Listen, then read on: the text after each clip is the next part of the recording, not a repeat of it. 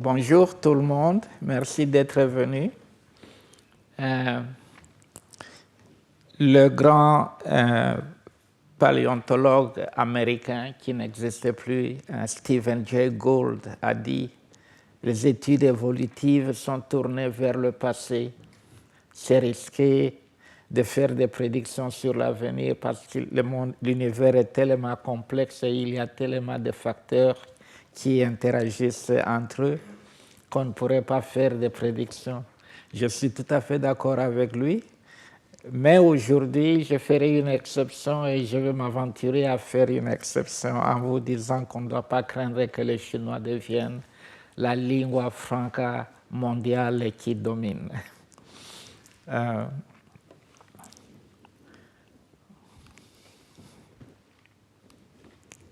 Alors, quand on regarde on compare les puissances économiques mondiales, on doit remarquer que les États-Unis occupent une très grande place, mais à côté, suite aux États-Unis, c'est la Chine. Ce n'est pas encore l'Union européenne, et ça c'est très intéressant. C'est beaucoup plus frappant quand on se rend compte qu'il y a un demi-siècle, la Chine n'était pas près de cette position. Mais la Chine n'a pas eu une antiquité moins puissante. Et je vais commencer avec ça. Mais entre-temps, ceci, c'est pour vous donner une autre idée alternative de ce dont je viens de parler, que la Chine reste toujours près des États-Unis et à côté de la Chine, mais ça c'est seulement pour les grosses domestic products. Et il y a, ça c'est une carte ancienne, je dois le dire, parce que l'Union soviétique, dont les choses ont beaucoup changé aujourd'hui. Alors, la Chine moderne est l'aboutissement d'une très longue histoire de l'expansion impériale de la population cinético-chinoise depuis des millénaires. C'est pour vous dire que, alors que maintenant on se rappelle l'expansion indo-européenne et surtout de l'Europe occidentale dans le monde, on devrait se rappeler que des milliers d'années avant, la Chine s'était engagée dans la même aventure d'expansion coloniale. Et aujourd'hui, ce qu'on voit, c'est que l'empire que les populations cinétiques ont bâti s'est transformé en une nation bien unifiée. Et c'est un des facteurs qui devrait décourager les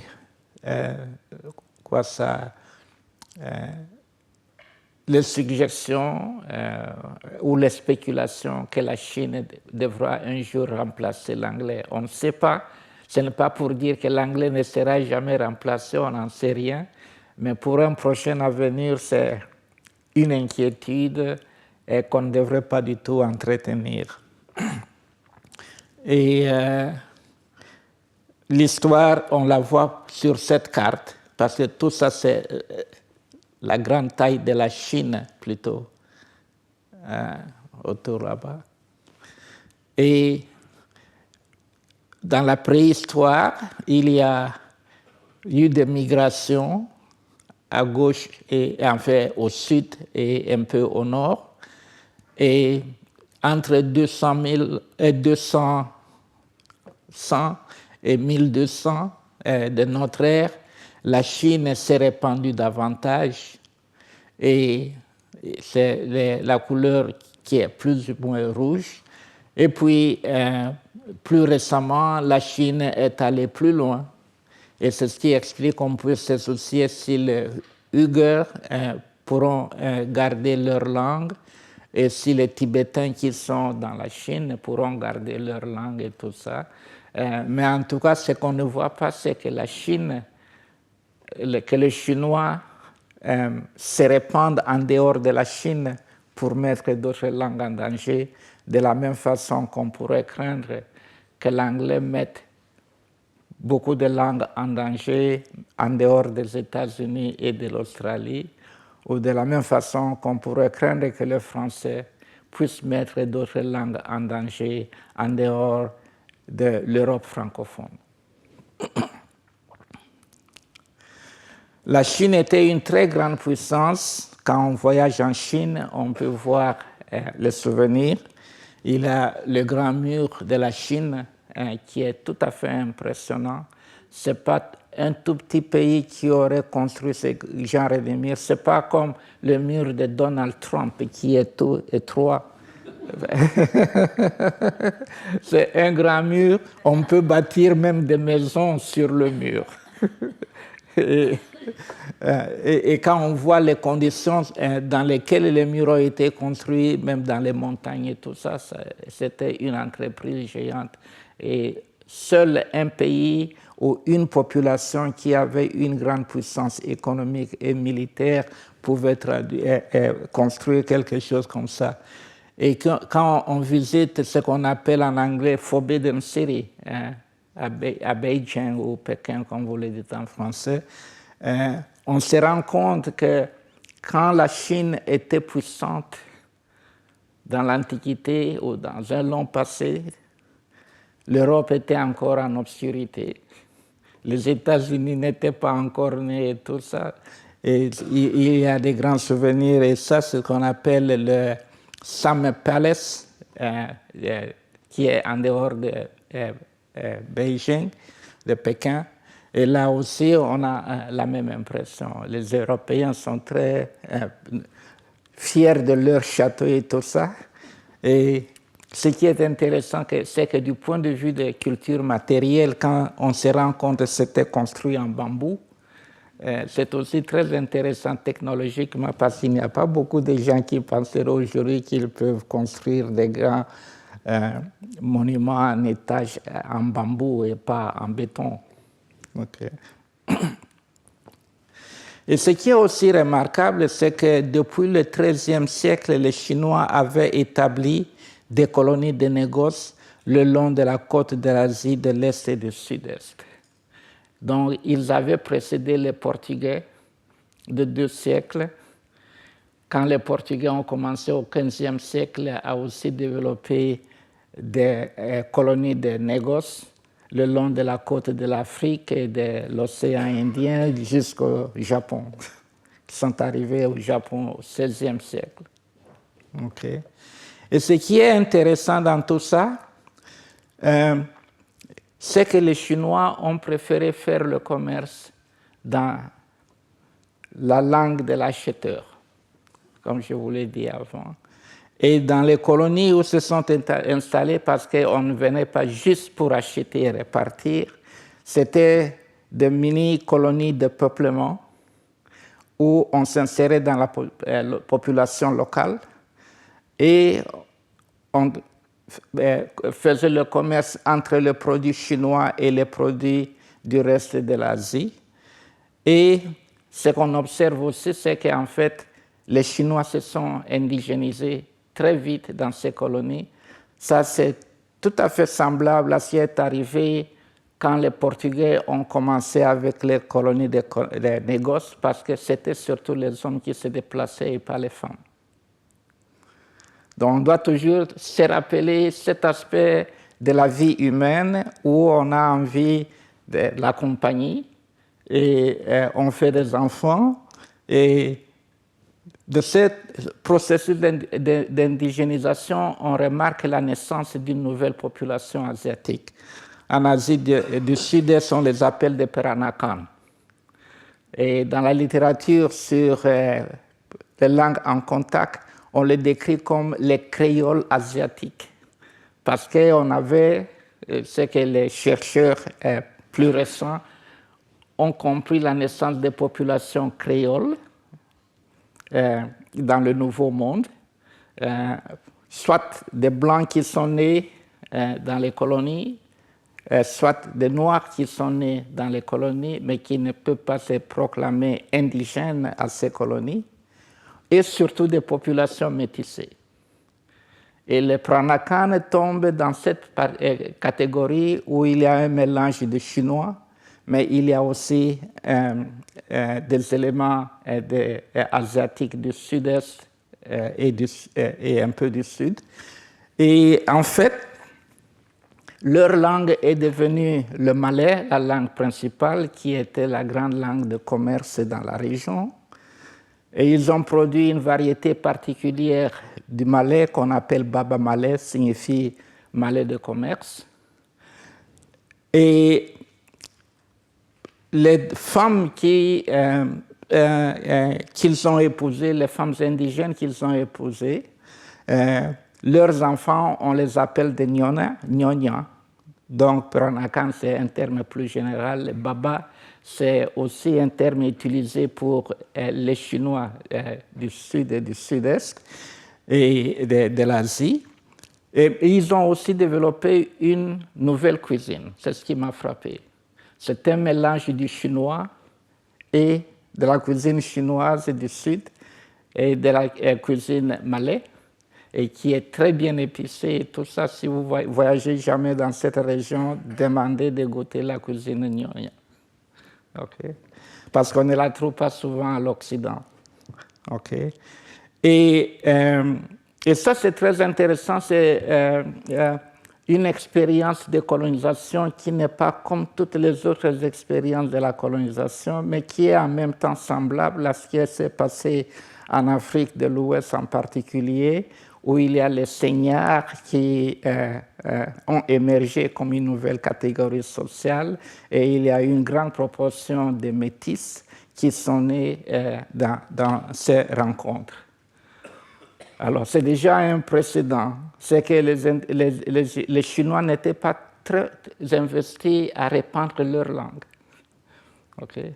On parle souvent, quand nous parlons de la globalisation aujourd'hui et de la mondialisation, certains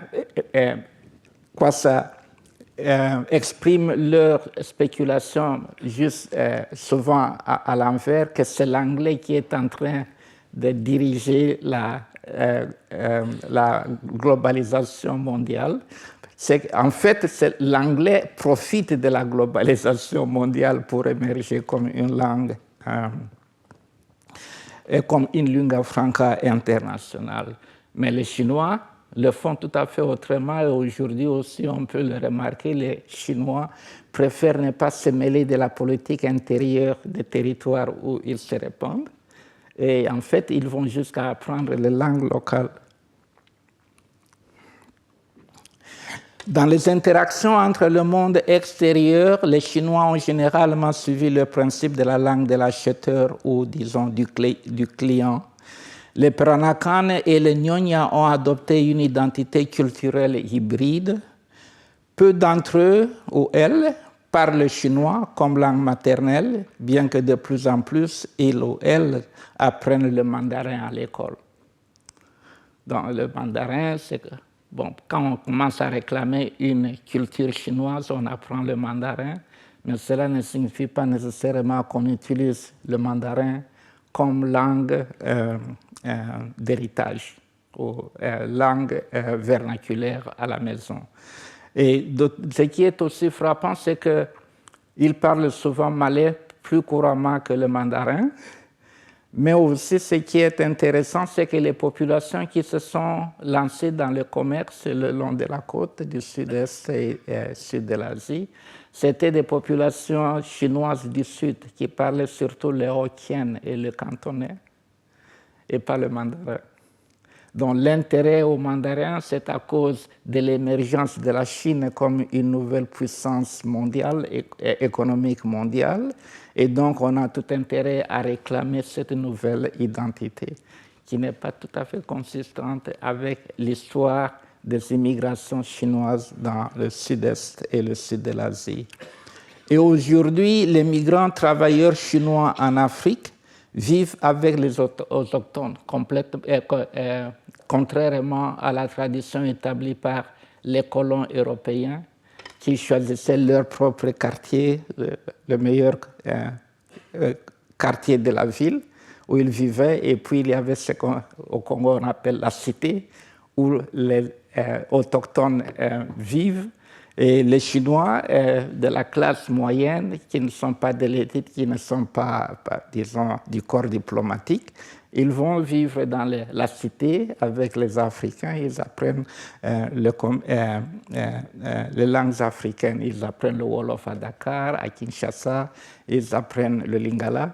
Et on remarque aussi qu'il y a un avantage quand on parle déjà une langue à ton. On apprend plus facilement une langue à ton. J'ai entendu une Chinoise parler Lingala. En tout cas, elle le parle mieux que moi, en imitant l'accent. Oui. Et OK. Donc, ils font ça parce qu'ils ont besoin de la langue locale pour leur interaction quotidienne avec les autochtones. Et là, on voit des représentations dans les magasins et au chantier de travail. Et les Africains, en fait, se plaignent maintenant que la Chine, c'est une forme d'aide bizarre parce qu'on ne donne pas seulement qu'on donne l'argent, mais la Chine veut aussi résoudre son problème de chômage et amène des travailleurs de la Chine. Et les Chinois et les Africains travaillent côte à côte. Je ne sais pas si les salaires sont les mêmes, mais ce qui arrive en Afrique maintenant. Et évidemment, les Chinois s'engagent de plus en plus dans l'économie informelle. Et là, les Africains, surtout les femmes africaines, se plaignent parce que c'est elles qui sont les plus engagées dans l'économie informelle, dans les petits marchés des choses. Les prix proposés par les Chinois sont moins élevés que les prix que demandent les Africains au marché. On pourrait penser à la cuisine chinoise qui coûte toujours moins cher que la culture occidentale en Occident. Okay. Alors ça, ce sont des particularités culturelles qui peuvent expliquer ma spéculation que le chinois est loin d'être le remplaçant de l'anglais dans le monde, parce que le chinois s'était déjà répandu d'une petite population cinétique à une population maintenant qui compte plus d'1 milliard de personnes, 1,5 milliard, je pense. Mais la langue est contenue en Chine. Okay? Il est évident qu'il y a des institutions Confucius partout dans le monde maintenant, et c'est ça qui a commencé à soulever des craintes parmi les Occidentaux. Mais les instituts Confucius fonctionnent plus ou moins comme les instituts Goethe ou les alliances françaises autour du monde. Ces instituts attirent une certaine élite sociale qui est intéressée à une langue qu'elle trouve particulièrement intéressante ou qui pourrait leur amener un certain prestige. Mais ça ne signifie pas que la langue qu'on apprend à ces instituts devient un vernaculaire à la maison, et ça ne signifie pas que la langue est aussi utilisée comme une lingua franca d'affaires. Okay. Et c'est pour ça que j'avais dit, quand on regarde l'investissement qui est fait à l'enseignement du français autour du monde, on devrait revoir cette stratégie parce que ce n'est pas particulièrement profitable à ceux qui veulent voir le français se répandre dans le monde. Les gens qui sont influencés sont toujours une petite minorité et n'influencent pas vraiment le comportement langagier de leurs concitoyens. Ces instituts ont un succès limité dans l'expansion géographique ou démographique de leurs langues respectives. Le mandarin reste une langue principalement nationale pour l'usage en Chine, y compris Hong Kong et Taïwan. Okay. On n'a plus de chance de voir un ou une Congolaise RDC parler anglais ou français au marché d'art de Kinshasa ou de Dakar, que de le voir parler mandarin. OK. Et puis, mon expérience, je suis allé en Chine assez souvent et j'étais à Shanghai une fois et je suis allé au marché pour les touristes. Et j'ai constaté que les dames qui vendent au marché parlent anglais plus couramment que l'élite intellectuelle qui m'avait invité, parce que j'étais visiteur à Academia Sinica. Et les professeurs, peut-être parce qu'ils sont conscients qu'ils ne parlent pas tellement couramment l'anglais, et ces réserves ne parlaient pas beaucoup. Mais au marché, j'étais vraiment impressionné par l'engagement de dames à vouloir me vendre des choses et en me demandant quelle est la taille de votre femme, qu'est-ce qu'elle préfère et tout ça. Moi, j'ai ceci et en me disant tous en anglais, ou la personne qui m'accoste déjà à la rue quand je vais vers le marché qui dit qu'est-ce que tu cherches et on me parle en anglais. Donc, un de ces environnements où je ne devais pas me demander est-ce que je peux communiquer avec quelqu'un en anglais ici en Chine. Alors qu'à l'hôtel où j'étais, à l'enregistrement, la personne qui prenait mes informations parlait à peine anglais, mais quand je suis allé au restaurant de l'hôtel, il y avait les jeunes dames qui travaillent là-bas comme des serveuses qui parlaient anglais. Et les intérêts économiques déterminent l'engagement, l'investissement qu'on fait dans une langue, même dans des places où on s'entendrait le moins à voir les gens parler la langue. Et là encore, je pense, une justification pour le principe langue de l'acheteur, langue du client, qui joue un très grand rôle. Alors que pour les autres travaux, des activités économiques entièrement chinoises, ne comptez pas sur l'anglais parce que ça ne réussira pas. J'ai eu deux expériences au Brésil, en fait. Je suis allé quelque part parce qu'on se dit, on va au Brésil, on peut parler anglais si on ne parle pas portugais. Une fois, je me retrouve à un restaurant pour mon déjeuner parce que j'étais seul. Et je commande et les gens ne comprennent pas ce que je leur dis. Et bien sûr, je ne comprenais rien de ce qu'ils me disaient en portugais non plus. Et donc, ce n'était pas facile pour mon repas, où je me retrouve dans un magasin où je veux acheter des vêtements brésiliens et je ne pouvais pas établir une communication. Je n'aurais pas eu exactement le même genre de problème en Chine, je pense, et moi encore à Hong Kong. Donc, nous devons tenir compte des choses comme ça.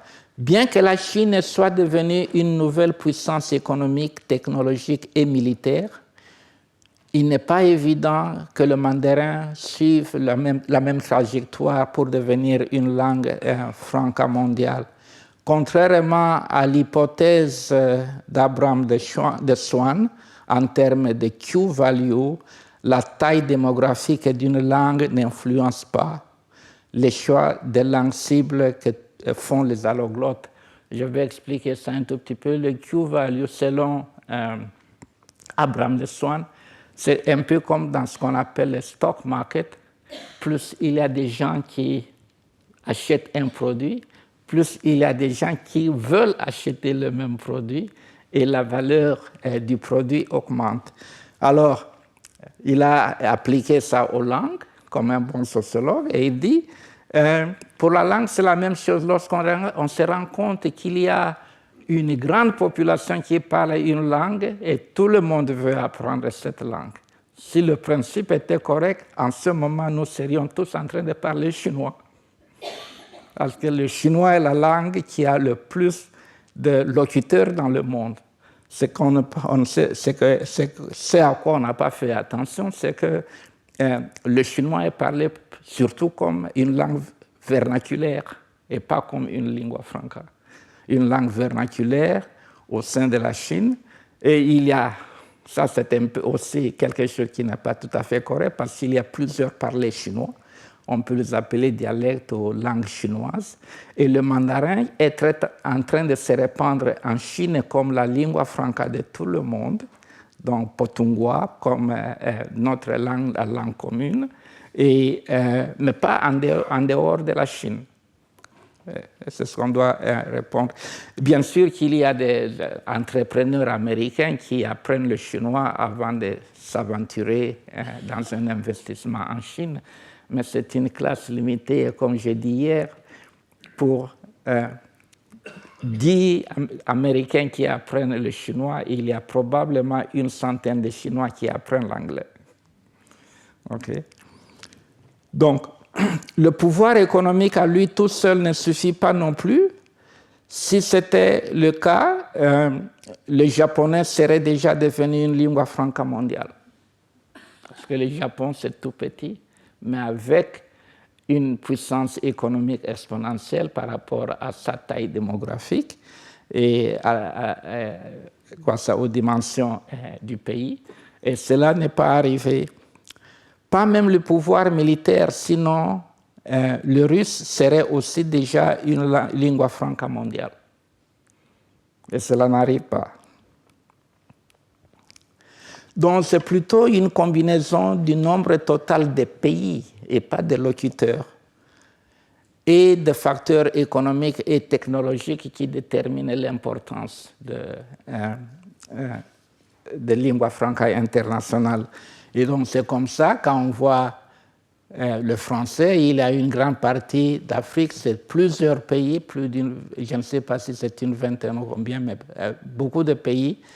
Et puis il y a surtout le Québec et un peu la Louisiane au sud, dont le nombre de pays contribue à faire du français une lingua franca internationale, bien que du point de vue impérial, l'OIF se fasse des soucis. Si oui ou non le français sera déplacé, le français impérial perdra sa place à l'avancée de l'anglais. Et évidemment, il y a plus de pays où l'anglais est parlé. Oui. Et ce qui est intéressant, c'est que et l'anglais et le français ont un grand nombre de locuteurs à cause des locuteurs non natifs. Des gens qui ne parlent pas français comme vernaculaire, mais utilisent le français comme une langue. Et ça, c'est la grande différence entre le chinois et ces langues occidentales qui se sont si bien imposées. Et là, une autre représentation en couleur. Et voilà, le chinois est contenu là-bas où le mandarin est contenu en Chine. Le russe c'est contenu dans ce qui était l'Union soviétique.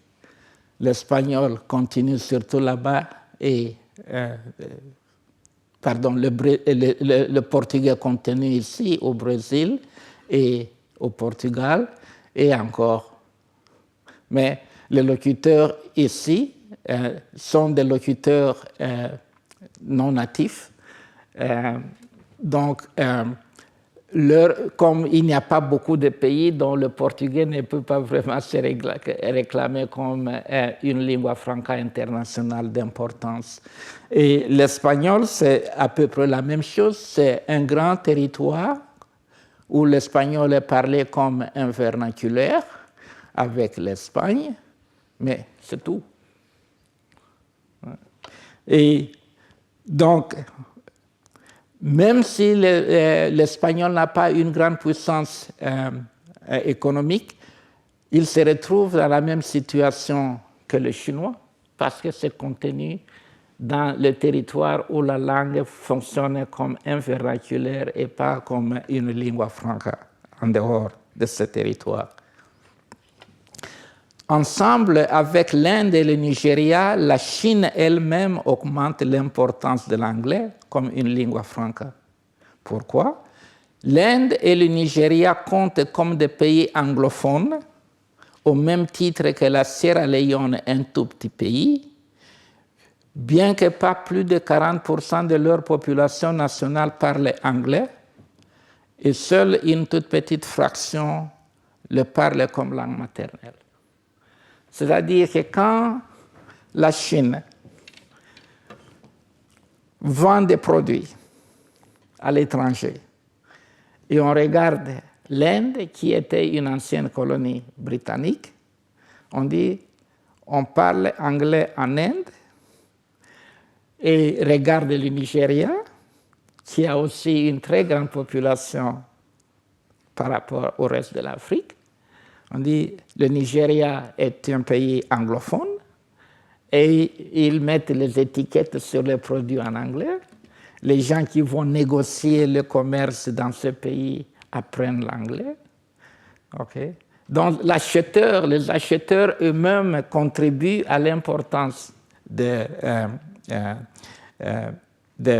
l'anglais comme lingua franca internationale, mais aussi les anciennes colonies, qu'elles le veuillent ou pas, au marché international, ces anciennes colonies comptent comme des pays anglophones. Donc, en termes de nombre de places au monde où l'anglais est parlé, voilà, il y a un grand marché pour vendre les produits en anglais. Tout comme le Japon, la Chine favorise l'usage de l'anglais pour ceux qui ne parlent pas japonais ou chinois, parce qu'ils encouragent leurs citoyennes à apprendre l'anglais comme première langue étrangère. Okay. Donc, le reste du monde peut communiquer avec le chinois et en anglais. Je me rappelle quand j'ai visité le Forbidden City à Pékin, et à l'entrée, je garde la liste des langues. Il y a l'anglais, et puis il y a l'espagnol, et puis une autre langue, mais le français ne vient pas en deuxième place. À cause justement de la carte ici, le nombre de pays où on parle espagnol est plus pertinent aux Chinois que la taille, le pouvoir économique dans ce cas-ci. Si c'était question de pouvoir d'achat, en fait, le français devait être au-dessus de l'espagnol sur la liste de langues que j'ai vues à Forbidden City. Mais en termes de pays où on parle anglais, c'est autre chose, on parle la langue, donc l'espagnol l'emporte sur le français dans ce marché-là. Donc le reste du monde peut communiquer avec les Chinois en anglais, parce que ça devient facile. S'il y a tellement de gens en Chine qui apprennent l'anglais, et que les Chinois eux-mêmes apprennent l'anglais pour leur commerce, la formule d'Abraham de Schwann et Q-value ne marche pas. Okay. Parce que les dynamiques sont telles que, d'une certaine façon, l'anglais continue toujours à profiter. Et une des cartes que j'ai montrées hier,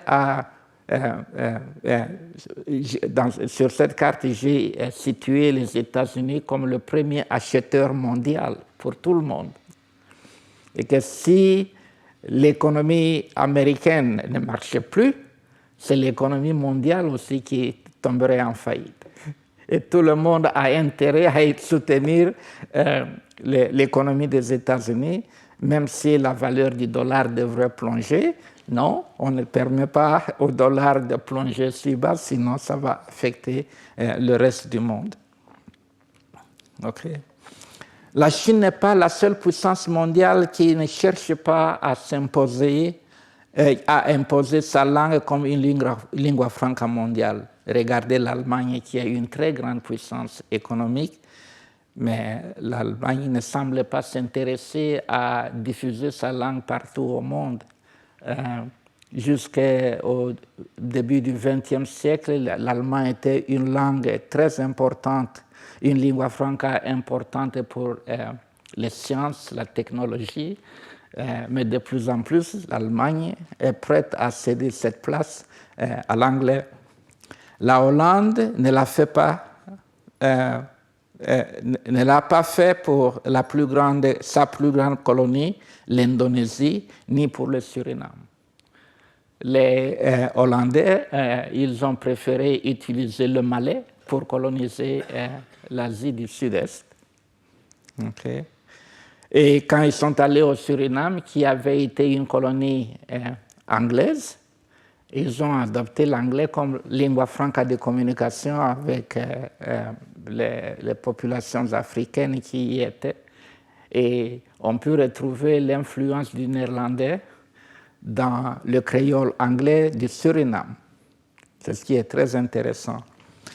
Et les Arabes se satisfont d'avoir diffusé leur langue dans les territoires où elle est parlée aujourd'hui.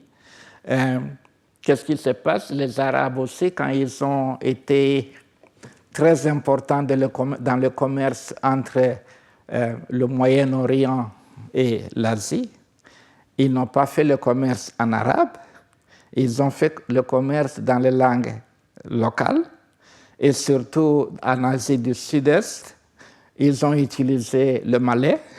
Donc, et les Arabes et les Hollandais ont contribué à la diffusion du malais, au point où la langue principale de l'Indonésie aujourd'hui est le malais.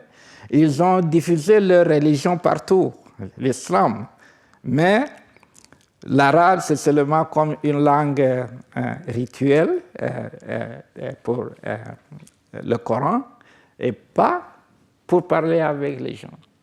Okay. Ils ont aussi fait le commerce dans l'Afrique saharienne et là aussi, on a utilisé des langues indigènes plutôt que l'arabe pour le commerce, bien que dans ce cas, ils aient influencé l'écriture des langues indigènes en développant cet alphabet qu'on appelle Anjani, je pense. On voit que les pays ont des attitudes différentes à l'endroit de leur langue. Les Portugais ont manqué cette opportunité, peut-être parce qu'ils ont perdu la plupart de leurs colonies de négoce au XVIIIe siècle au profit des Hollandais, des Français et des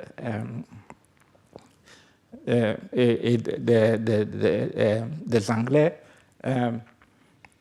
Et remarquons que la colonisation française en Indochine n'a pas vraiment réussi, elle n'a pas duré longtemps, et le français n'a pas eu l'occasion de s'y implanter, de la même façon qu'il s'est implanté en Afrique maintenant dans les anciennes colonies. Okay. Et en fait, le remplacement était assez vite parce que quand les choses n'ont plus marché avec la guerre du Vietnam, les Français sont sortis de là, les Américains s'y sont engagés et après, d'une façon ironique, c'est l'anglais que les gens en Afrique, au Cambodge, et enfin en Indochine, qui est devenu la langue que les gens voulaient parler, plutôt que le russe, qui était une des raisons de la guerre, ou le français, la langue des anciens colonisateurs. Okay.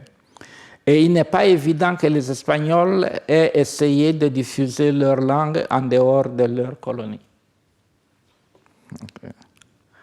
Et en fait, je ne sais pas si les gens s'intéressent vraiment à diffuser leur langue ou ce sont les circonstances hors contrôle des marchands qui diffusent la langue. Les facteurs qui favorisent certaines langues comme lingua franca internationale sont complexes. Le prestige et la supériorité culturelle ne semblent pas jouer un rôle important dans ce processus, sinon les instituts Confucius, Goethe et les alliances françaises auraient produit beaucoup plus de locuteurs et locutrices de leur langue.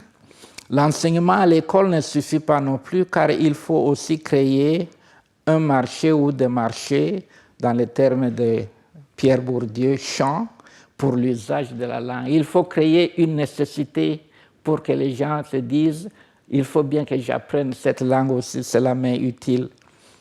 On devrait essayer de comprendre la multiplicité de facteurs qui, ensemble, ont favorisé l'anglais, surtout quand les États-Unis et l'Angleterre dépensent moins d'argent pour la diffusion de leur langue que la France. Alors, on va me dire, Robert Philipson, que j'ai cité hier, nous dirait mais écoutez, il y a tous ces British Councils. Et British Council, c'est quelque chose qui vraiment diffuse l'anglais, mais le British Council a une fonction différente. C'est que d'abord, c'est une compagnie et le British Council répond à la demande du marché. plus il y a des gens qui veulent apprendre l'anglais, le British Council dit, ben, voilà, nous allons vous faciliter la vie.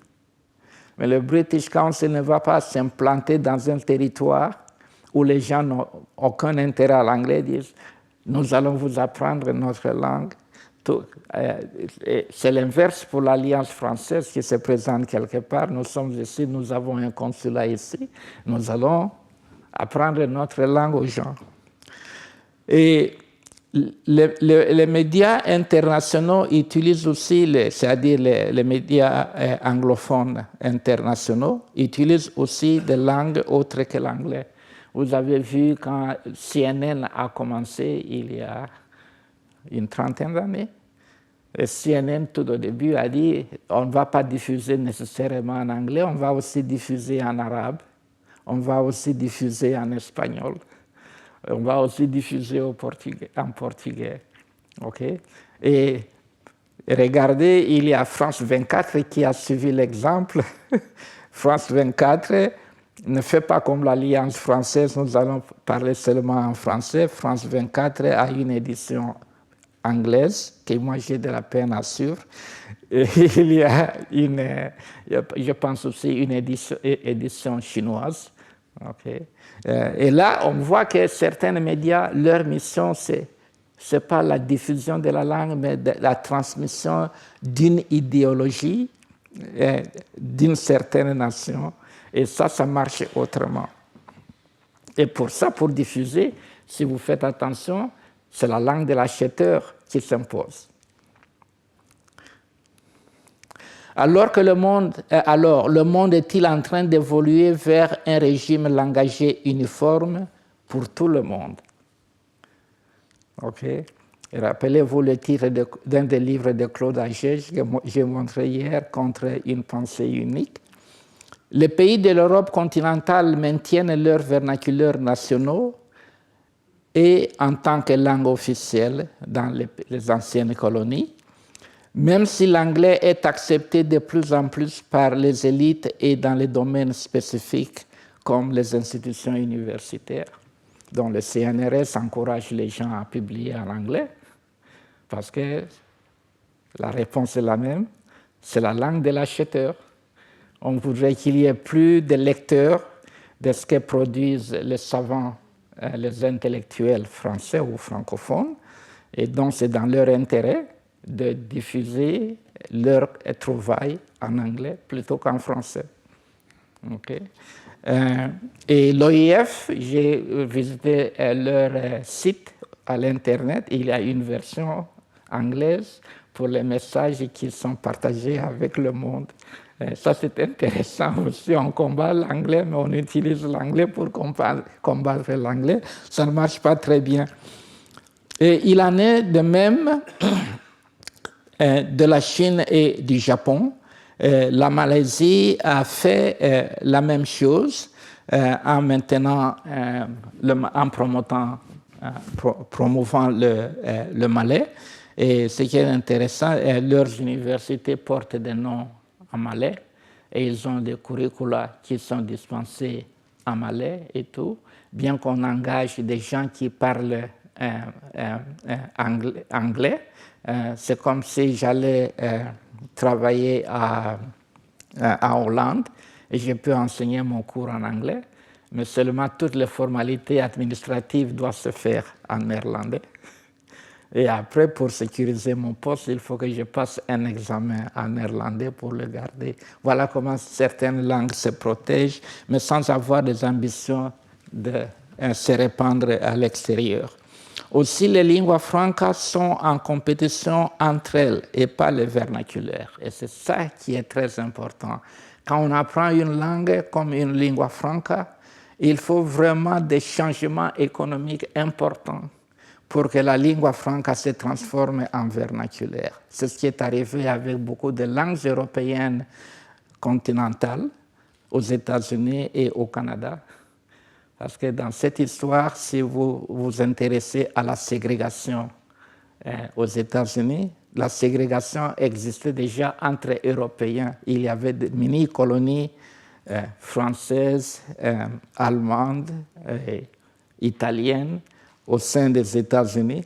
Et petit à petit, ces nations se sont diluées et absorbées dans la grande colonie anglo, parce qu'il y a une économie florissante en anglais et pas dans les autres langues, et c'était dans l'intérêt des gens d'adopter la langue de l'économie dominante, et petit à petit, leurs langues d'héritage sont devenues redondantes. Et on pourrait dire méchamment inutiles. Okay? Surtout pour les enfants. Okay? Aussi, les lingua francas sont en compétition entre elles, mais pas avec les vernaculaires. Et chaque pays ou société répond différemment aux mêmes défis ou changements. Donc, la globalisation mondialisée ne supprime pas la diversité, mais elle introduit de nouvelles formes de diversité culturelle, y compris entre les régimes langagiers. C'est tout ce que nous devons nous rappeler. Et je vous remercie. Je finis.